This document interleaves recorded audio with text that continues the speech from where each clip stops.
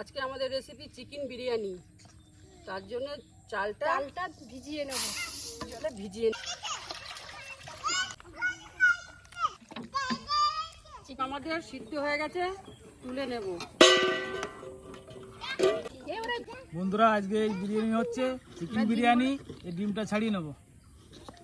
Me করে বেটে নিয়েছি, এবার তুলে নেব। তেলটা দিয়ে দেব।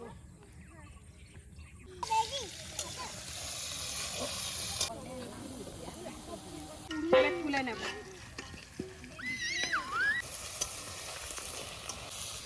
মশলার তেল ছেড়ে দিচ্ছে, এবার মাংসটা দিয়ে দেবো। মশলা কষানো হয়ে গেছে, এবার মাংস দিয়ে দেবো।